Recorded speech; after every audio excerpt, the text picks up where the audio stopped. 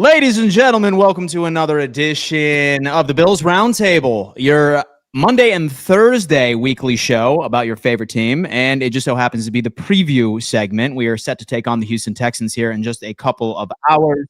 Yes, sir. Sorry about that. I just ended up having the actual video in the background. It freaked me out there for a second. However, super excited to unpack this matchup today. The defense is certainly going to present some challenges. However, we're going to be seeing Davis Mills. So what should we expect? We're going to unpack all of that on the episode. Z-Bot, what's up, man? How you doing?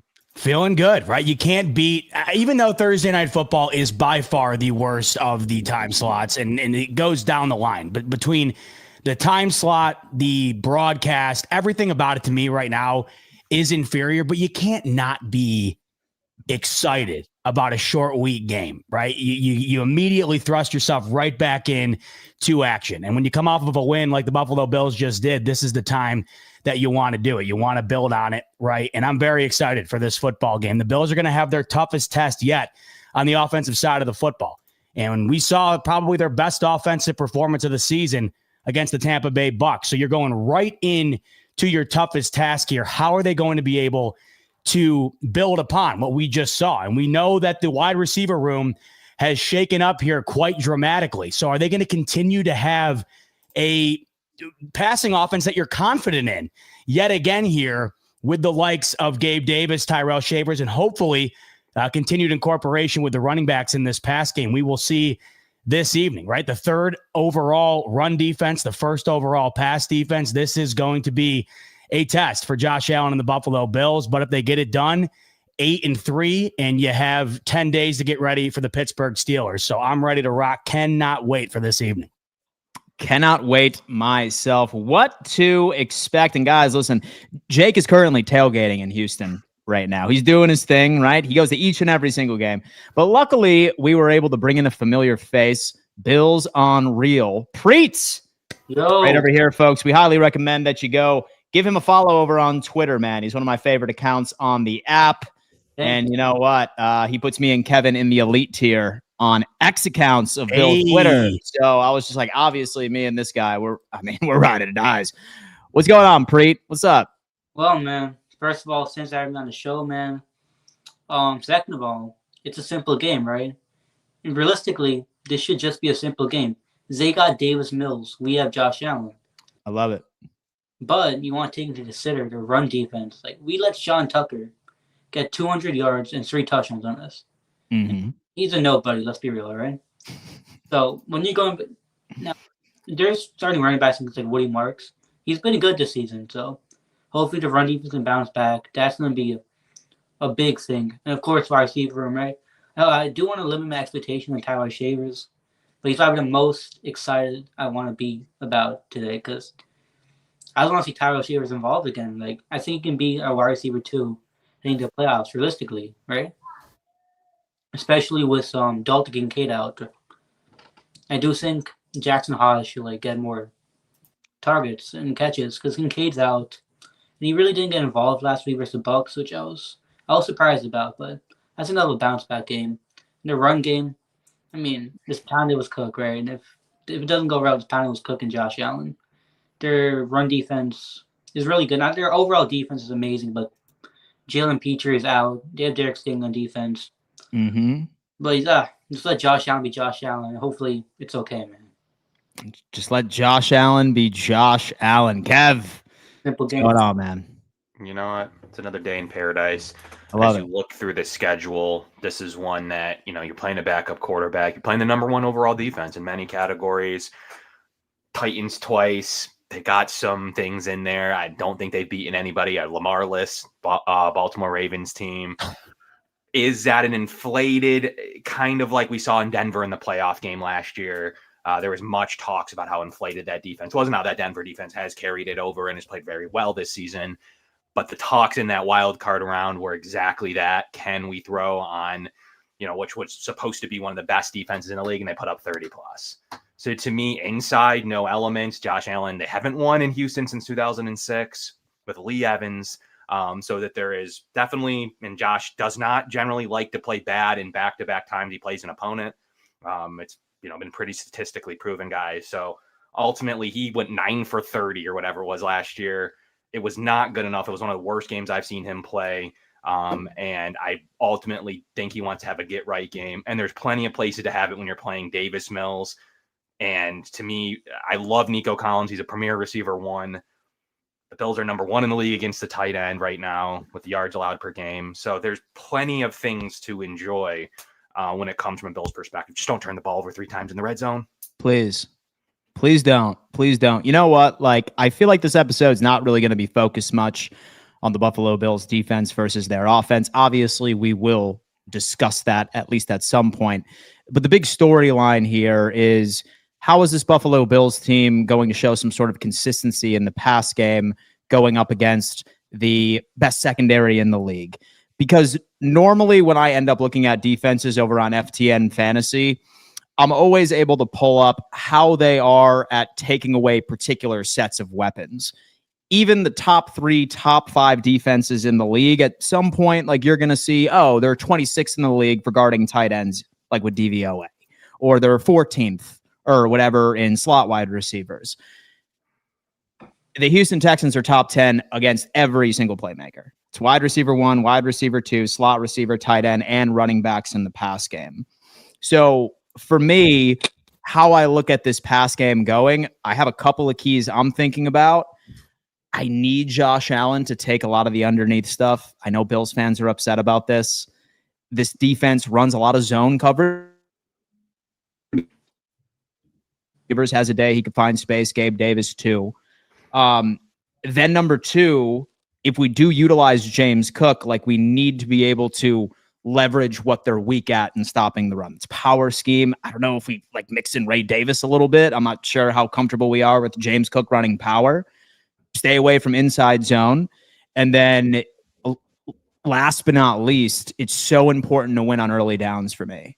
I do not want in regular 3rd and long situations, because that's not the secondary that you do it against. So I'm curious to see how Joe Brady attacks this.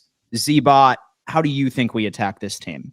There's one caveat in the Houston Texans defense right now that I find to be awfully interesting. You're the 3rd overall running defense. So you're looking at this game and you're thinking, well, if they have the number 1 overall pass defense, well, we have one of the best run games in the league. Let's pound James Cook here. But they're equally as good in that department, right? But the one thing that they're abysmal at, in fact, that they're so bad at this that they are dead last in the league, it's stopping running quarterbacks. 32nd in the league in yards per game allowed to rushing quarterbacks. Josh Allen needs to use his legs in this football game. He's 8-0 on Thursday Night Football. Kevin mentioned it, an abysmal performance from him based on what we're used to out of him against Houston a season ago.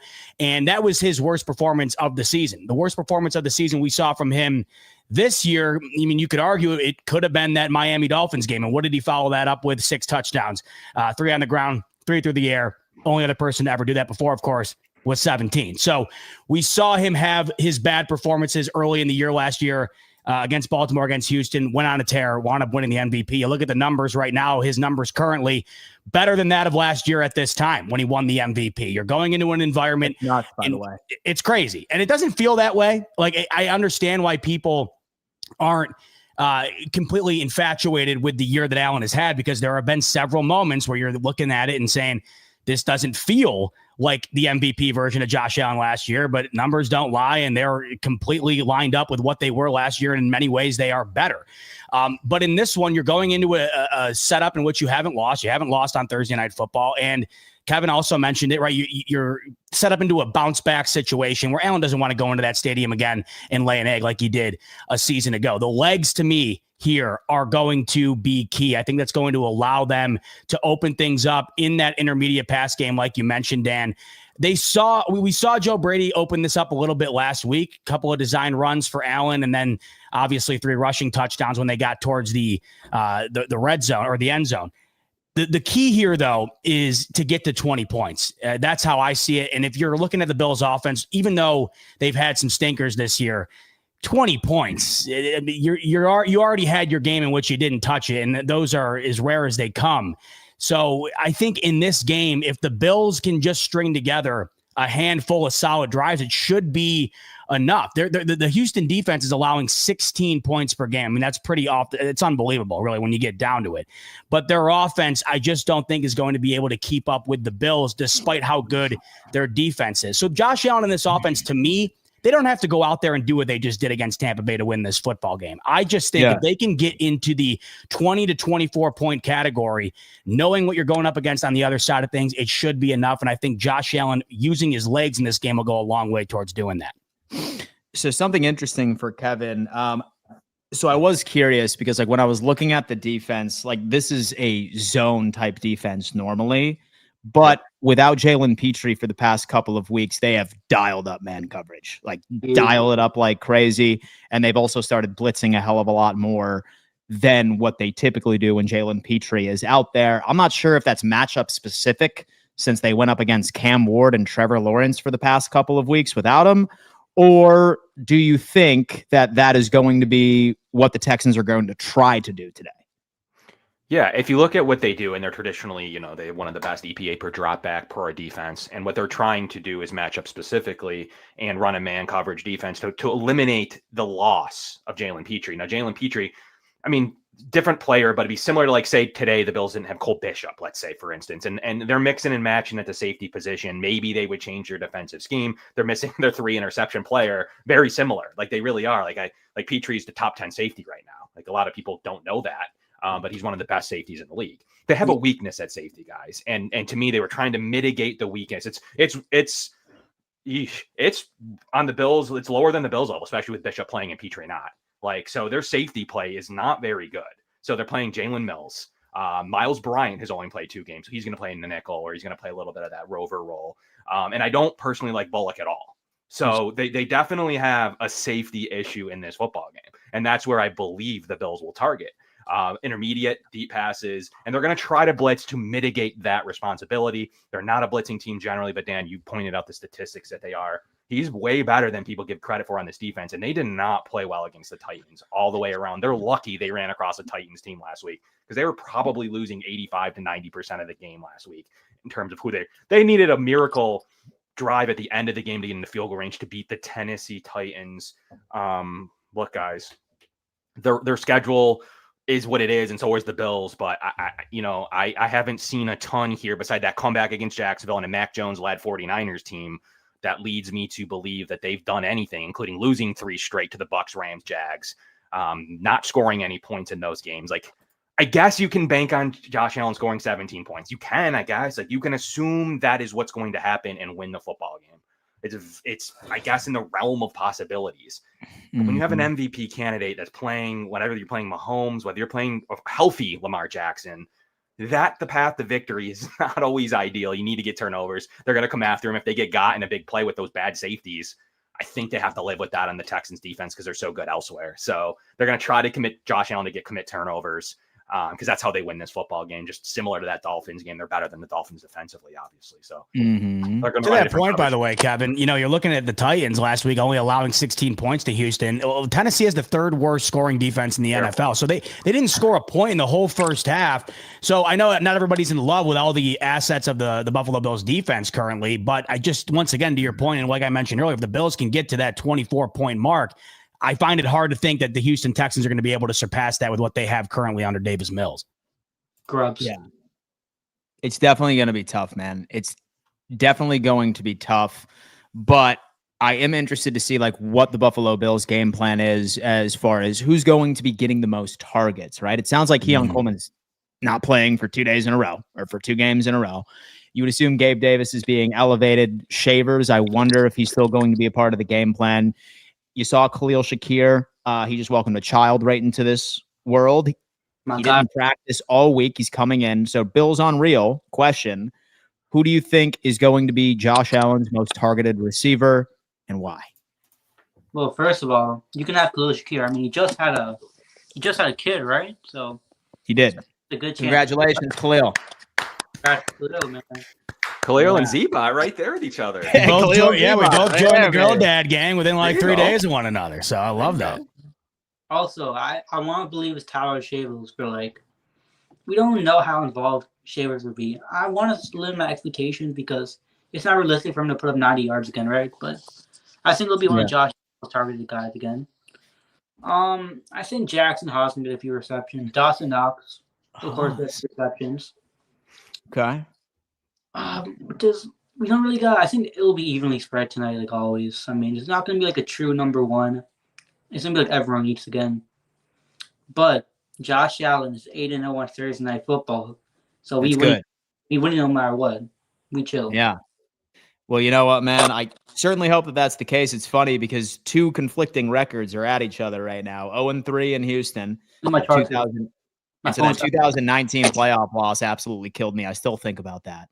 And then also, oh my God, that game last year. Fucking hey, man! Listen, he caught his own. Oh my God! I mean, he caught a touchdown pass to open the game, dude. I was like, yeah. The guy who didn't knee the ball right, and then they had to change the rule on the spot was wild. Like, Still I don't think it should have been a touchdown, but it was. And to the ref in all black.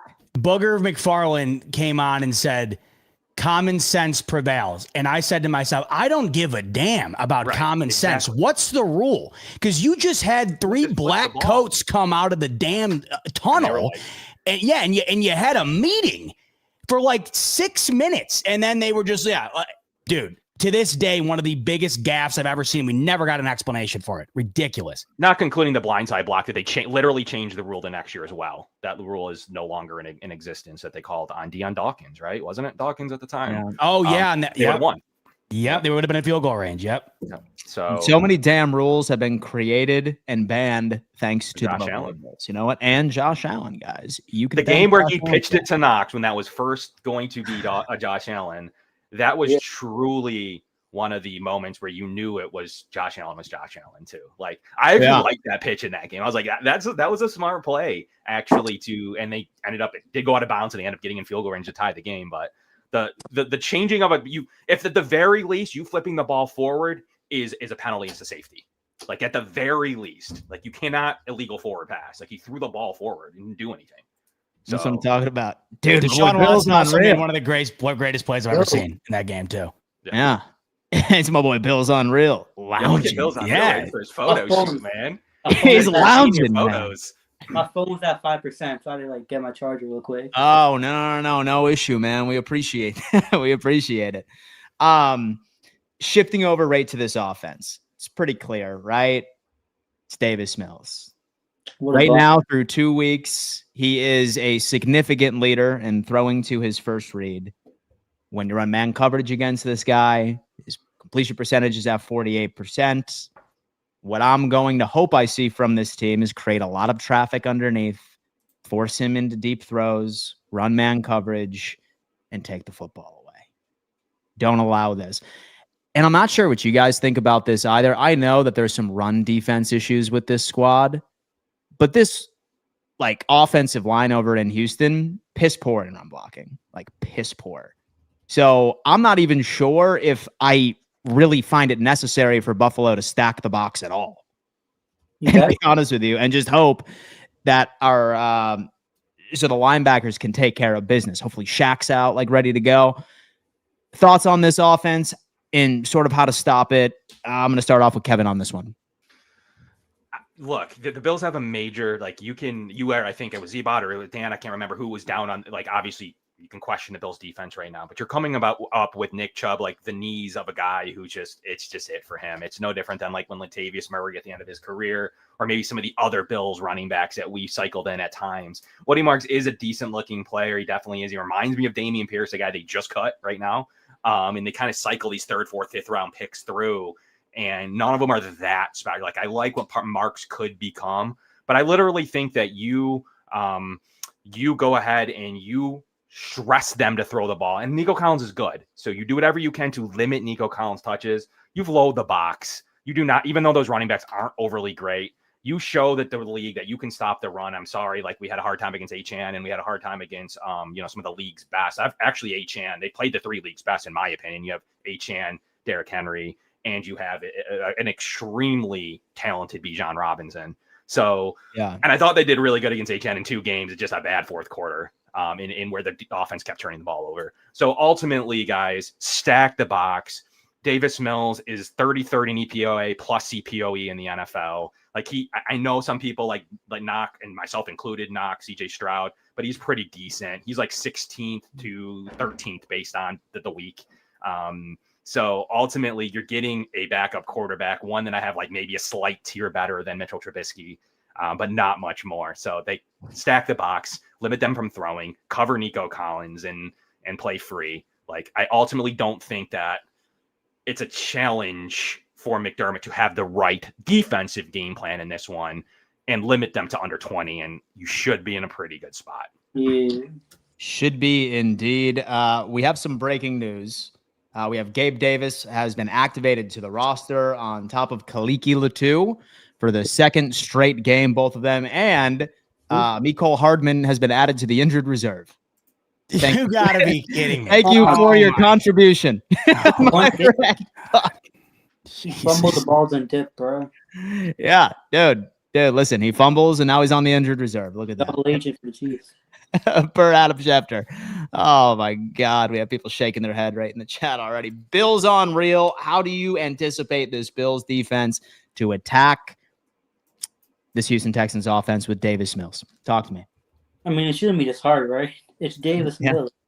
This man's a scrub. He's Absolutely. He's a bottom tier QB in the NFL. If you can't stop Davis Mills, you're not going anywhere in the playoffs, I'll tell you that. Mm-hmm. But then again, last week we let Sean Tucker, a guy that most of us have just like never heard of, go for 3 touchdowns and like 200 yards against us. So anything can happen, but like it shouldn't be this hard of a game. Now, I think Nico Collins should be healthy, so you just really need to guard Nico, and we should be good, right? I mean, Nick Chubb, he's like 30. He's coming off a torn ACL. Like, he's not the same Nick Chubb that he was on the Browns, so shouldn't be that hard to stop, right? But it's a Bills defense, so you never know. Exactly. Woody Marks, up and coming player. I have him on fantasy team. Really like him, but he's not as good as people make him up to be. He's an up-and-coming player. He's still developing. He'll probably be the starting running back for the Texans, but he should be good against them. You really just need to guard Nico Collins, and he should be good. Nico Collins and Dalton Schultz. Cover those guys. Davis Mills cannot scramble, so just cover those guys, and we should be good for tonight, hopefully. Should be pretty damn good, man. And Woody Marks is 3.5 yards per carry. Like, I need to see an increase. I don't mean just against the Bills, but in general from the player. Like, I need to see him play a little bit better before I announce him in the top 25. So right now they are rolling, obviously, with Jaden Higgins out of Iowa State, rookie Christian Kirk. Man, I always forget that Christian Kirk was traded to a divisional rival last year. Forgot about him. He's out of the slot, and then also Nico Collins right over here. That's their O-line's very below average, in my opinion. I think the right side's okay. The left and the center aren't very good. Yeah. Ursary, Jarrett Patterson. Let's eat defensive line. What do you got, Z-Bot? The Buffalo Bills defense versus this Houston Texans offense. What do you got? Last we saw this Houston Texans team in primetime, it was against the Seattle Seahawks, and I haven't seen an offensive line get ruined like that in some time. It was brutal. Seattle did whatever they wanted against that offensive line, and I have no idea how they were still in the game at the end. Seattle had some questionable play calling offensively down the stretch that allowed the door to be left open a little bit in that football game. Seattle might have the best defense in the NFL, or certainly an argument for it. Definitely one of them, maybe the best in the NFC if Houston's the best overall. But we're looking at this Bills defensive front, and this is a perfect opportunity, I think, to get after the quarterback. You have the 23rd overall passing offense against pressure. And you mentioned it earlier. If you're able to get after Davis Mills here without having to send the house, you were able to be strategic about it. And Sean McDermott has been able to design some pretty nifty blitz packages this year when they don't have a running back that they think is going to destroy them. And they're going against a quarterback they don't think is going to be able to beat them over the top. We saw it against the Jets. We saw it against the Carolina Panthers. I think we might be able to see it again in this one. If they're able to get after the quarterback, this team really has no passing game. So I think that's going to be key in this one. I want to see a better performance from Joey Bosa in this outing. I don't think it was his best performance against Tampa Bay. So I'd like to see more out of him here. But I think that that's going to be the key, really. Going to be able to get after Davis Mills. And I don't, looking back last week, Baker was able to run the football on these guys, and he doesn't run the football ever. That was kind of shocking to see. I don't think you're going to see that from Davis Mills. So I don't think you have the threat of the mobility here. So I do think that there is an advantage for the Bills defense here among several, probably when you're going up against Mills. But that game, the Seattle game, that was with a healthy Stroud, right? And he was just under fire the entire game. I don't think the Bills will be able to get after the quarterback the same way Seattle was, or at least to that extent. But you do know that the opportunity is present. This offensive line, not very good. The passing offense in general against pressure, not very good. So I have a feeling Sean McDermott's got a couple of things schemed up this evening to try to get after the passer. And if those end up getting home, or even if they don't get home, really just getting a hand in the face of Davis Mills. You don't have to have 7 sacks like you did against Carolina to win it, but just putting pressure on him, making things more difficult. I think that's going to be huge for Buffalo on this one. Huge indeed. Now, so right before we end up getting into final score predictions and hot takes, I did kind of want to ask about a name of a wide receiver who was just all but released yesterday. Yes, he's old. He's 33 years old. He has some speed on the outside. Brandon Cooks. Oh, Brandon Cooks was just released from the New Orleans Saints yesterday. And if he passes through waivers, he will be a free agent. Now, I think that there's kind of some question marks. And I think I have a pretty good idea of where Buffalo's head is at. I don't think that they would bring him in. However, I'm interested to see if you would welcome a wide receiver like that. Some of you might say, oh, well, Joe Brady already has speed. He doesn't utilize them. What makes you think that we would use Brandon Cooks? Thoughts on Brandon Cooks, Kevin?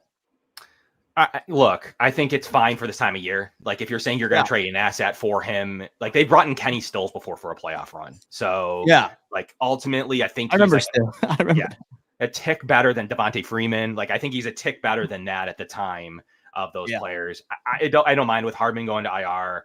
You're not really messing around too much with stuff. Like, you're going to maybe elevate Gabe at some point here to the active roster, not just calling him off the practice squad.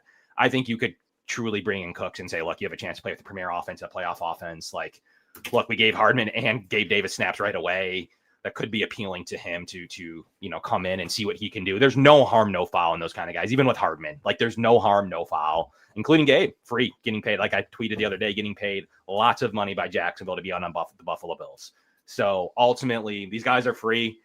Bring them in. I think the Bills would, if a free agent receiver comes available, one of the first teams they may look into, besides maybe the Chiefs if they're available, you're looking at the Bills and they'll say, how can I be on that offense? Because they're playing dudes straight up, who with past production, they're playing on their roster. So it could make sense for what they're looking for. I wouldn't see why not. The other one I know that they love, but he's obviously still on their roster and they're playing him tonight, is Christian Kirk. Like, I was actually shocked he's still on their roster. He's not having a great season at all, but I think that they could make a move to put one of those guys, at least to start with, on the practice squad. They've done it plenty of times, and look at the example of Hardman, who they actually put on the active roster.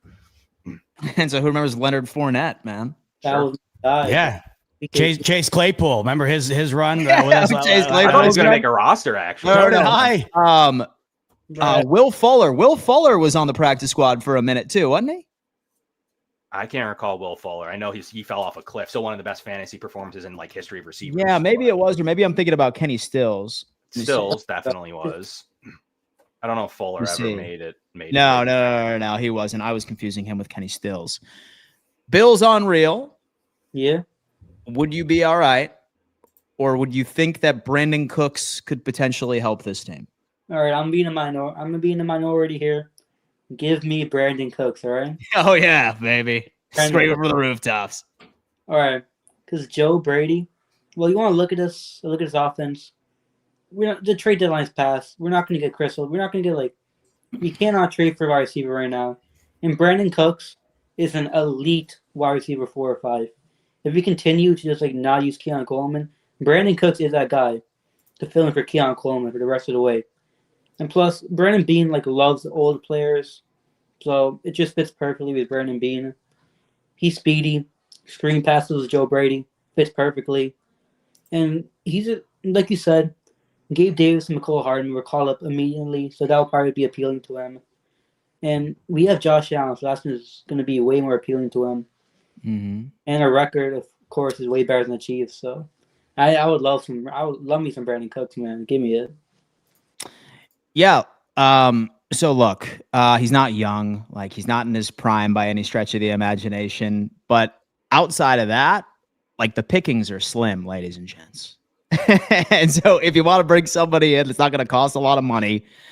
Might as well be a player like that, in my opinion. Z-Bot, Brandon Cooks, man, like running goes for this Bills offense in a couple of weeks. What do you think? This Buffalo Bills wide receiver room deserves its own show on Bravo or something like that. I mean, this has been the biggest sideshow of all time. It's awfully entertaining, and I hope we can talk about Keon Coleman a little bit here because this is unprecedented. Year and a half in here, and what's going on right now is absolutely wild. I'm completely aligned with Kevin on this one. You know, you're going into December here. You got guys that are on the street looking for a place to go and be productive, and why not go to Buffalo when you're playing with one of the best quarterbacks of all time? You know, you mentioned the Chiefs. Chiefs lose to the Colts on Sunday, and I mean, you're going to have to do a tap dance over on that playoff simulator to find a way to get them in.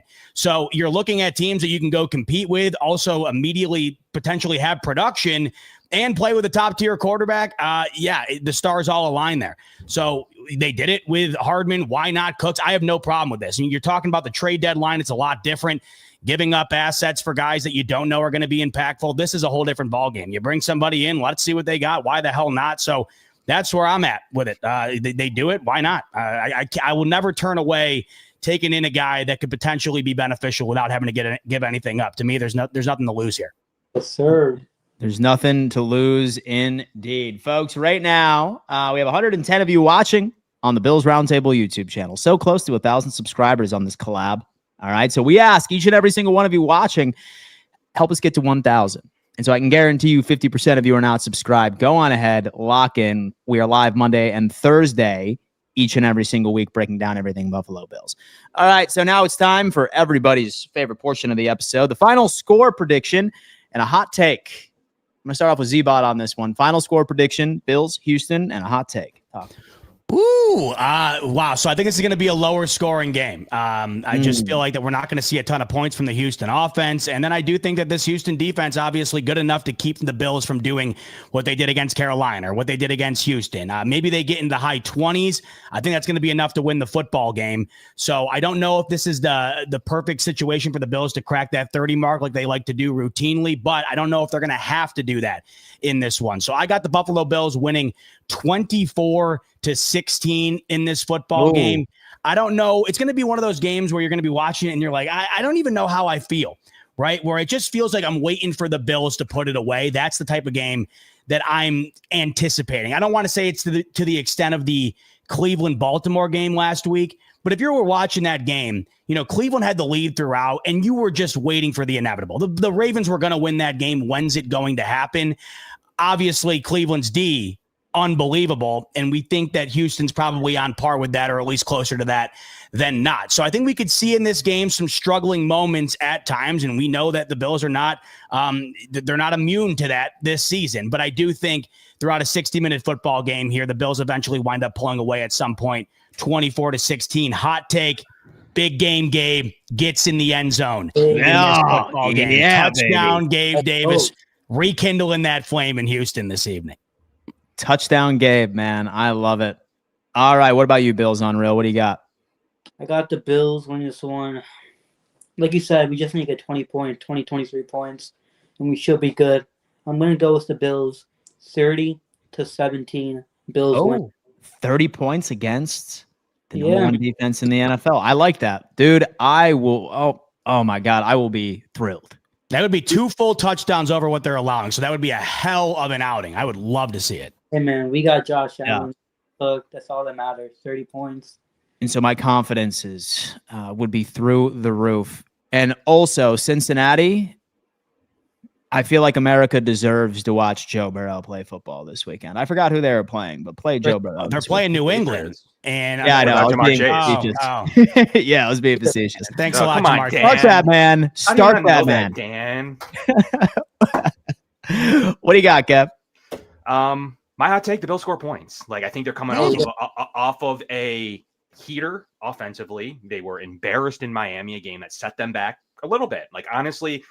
Got a hot take for you. The reminder of this game. It is a non-common game with the New England pitcher. I'm going to get nerdy here on you guys. It's a non-common game. So when you go up against New England this game does not ultimately overly change. So when you win a non-common game, the Bills already have one win. That's Kansas City. This is going to be 2 wins. So what that means is that your common opponent schedule is above AFC record. So if they do happen to have the same division record and they say the Bills win, are able to beat the Patriots, these games are looked at last in line. So if you do happen to, and they've lost to the Raiders a non-common game, which gives them the tiebreaker. So if the Bills happen to pull off this game, they're in a situation to where you want the Bills to win. Like that, you're not thinking about tiebreakers, of course, but it's pushing the tiebreaker back to New England, meaning they would have to then beat the Giants and the Bills would have to lose to the Eagles to get the tiebreaker back in play. So those are the 3 non-common games of their schedule. And the common opponents is actually pretty high up when it comes to tiebreakers within the division game or division opponents. So just something to consider for your tiebreaker scenarios here when you're really thinking about how this all goes. Later in the year, an Eagles loss isn't the world's worst thing. Just putting that out there already. On top of it being an NFC game and a non-common NFC game, literally the least important game on the entire schedule is the Eagles game. Although it could be a playoff Super Bowl preview, it is the least important as far as playoff seeding in terms of tiebreakers and how you go outside of if you can win outright, like win the 1 seed outright, obviously. But outside of that, like there is ramifications here. So just trying to throw that out there. And I'll bring this up in a couple of weeks after a few more games have been played. But this game is a non-common game. It's a crossover game with their divisional rankings based on the first seed, number 1 in the AFC East and then number 1 in the AFC South. So just remember that as tiebreakers are getting broken, the Bills beating the Chiefs and possibly the Titans would be something they could end up losing the tiebreaker on if that is they're able to beat the Patriots and they get the Patriots dropped to either the Jets or Dolphins, which may already throw the tiebreaker out of the window anyways. I still believe. But that's what I got, Dan. 27-16. So I'm merging a little bit of both score predictions here. But I got 27-16. I think it's the under. I think the under hits. So that's where I'm at. 27-16. I have a defensive game here. I think that it's going to be wildly ugly. I am going to give it to the Buffalo Bills, but we only score 19 points. And the Houston Texans, I'm sorry, Bills unreal. And the Texans only score 10. 19-10. So I think that we get Davis Mills picked off a couple of times. I think that we are going to continue our returning ways. I think that it's going to be a good game for special teams once again. And we win 19. 4 field goals. 4 field goals, man. So you're telling me Al Michaels, I mean, this is going to be one of those games where he's talking about the full moon and then he's bringing up stories from 1975, that type of game. Yep. And it's a touchdown. Like he's like, it's so monotone right now when he's calling it. You don't even know what's going on in the game, actually, if you're actually into it. So one thing to throw out there, though, Dan, about the field goal conversions you're mentioning, there, though, actually, Z-Bot brought up, I think it was Z-Bot brought up they're bad against running quarterbacks, or it was one of you two. They're also the second thing they're all beside their safety play. The second thing they're bad at, they cannot make stops in the red zone. They're one of the worst red zone defenses in the NFL. It's been baffling. Like they don't know how to teams are taking what's being given in the red zone and it's been working. So they know when the high importance of the red zone is, and quarterbacks generally aren't making bad throws down there, and they're getting beat. So that's the only counter argument I will have against. Will the Bills default and kick field goals down there, and then we'll get the 19 points Dan's referring, or will we get the Bills on real points where they're converting touchdowns down there? That'll be the ultimate indicator of the points because they're terrible in the red zone. Let's see. Watch out for Reggie Gilliam tonight, man. Ooh. Watch out. Ooh, Reggie. Unlike we had him for a 2-point conversion last week. Allen didn't feel like hitting him. Reggie great find 2-point the end call zone too. That was a great 2-point call. It was. And does Reggie find the end zone today? That's the. I love it, man. Wonder what the juice is looking like on that one. Prop it's bet pretty wise. high. Yeah. I mean, Ray Probably Davis is plus like 1 million. A ton too. So Ray Davis is like paying a lot of money. That's weird. Ty Johnson's receiving line is at 8.5. By the way, free. That sounds like free money. If you're thinking they're gonna try to pull a page out of last week's book, 8.5 receiving. 8.5. Ty Johnson. Yeah. Where's a Gabe That's Davis? like one catch. That's free money. It's one decent catch. Yeah. Yeah. Where's a Gabe Davis touchdown? I'm about to put that on. Yeah, that boy. They might not have it because he's on the practice squad. So I bet you they don't even have the prop up. Oh, you're right. Get it going. Until he's on the active roster. All right, folks. That's going to have to do it for another edition of the Bills Roundtable. Again, we are live Mondays and Thursdays, unpacking everything that is happening with your favorite team in the NFL, the Buffalo Bills. We ask kindly that if you have not already, hit that thumbs up sign for us, subscribe to this brand new channel, and also go follow all the hosts as well. Go follow and subscribe to Buffalo Fanatics Z-Bot. Go follow Kevin on X. Go follow Bills on Real on X as well, guys, because we all do quite a bit of work on our individual brands. We're just glad that we were able to put this all together for a little collaboration show twice a week for you.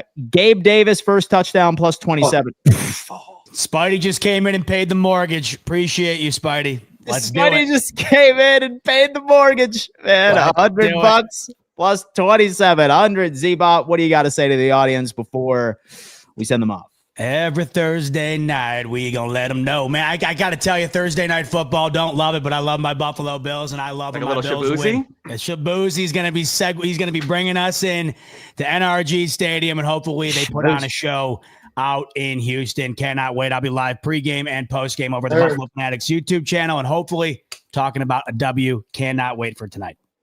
What do you got, Bills on Real? What you up to tonight? I just want to thank you guys because I've been watching Dan Mitchell for like 3 years before I even made his account, right? When I first started watching football, and I like never thought that like I would be on this show, right?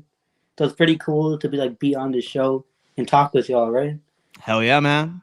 Yeah, Hell yeah, dude. We appreciate you. Hey man, go Bills, go Mets, go Bulls, go Rutgers, go Sabres. Go My man, dude. I love it. Kev, what do you got, man? Well, can he break the curse of Energy Stadium? He has played pretty poor. Only one touchdown at Energy Stadium. How about that, guys? One touchdown in his time in Energy Stadium. And he has one receiving. The receiving? I was about to say, what about that receiving one rushing and one throwing touchdown. So one throwing touchdown, actually. 0 rushing and 1 receiving. So, I mean, will he break that curse of last year being one of the worst games? Probably. But him in the Dolphins game right there, I mean, we'll see. But I think that there's a good sign that I don't generally think he's going to put up that kind of performance. He is a monster on Thursday Night Football. The offense is ticking on all cylinders. So I'm looking forward to seeing what they're able to come up with and if they're able to take advantage of the bad safety play and red zone defense of the Houston Texans. It's a solid play action defense. Yeah, we'll see. Good run defense. Yeah. Folks, thank you so much for tuning in. And we'll see you on Monday. Go Bills. Big win. 8-3 is going to feel beautiful. And who day, baby? Who day? Well said.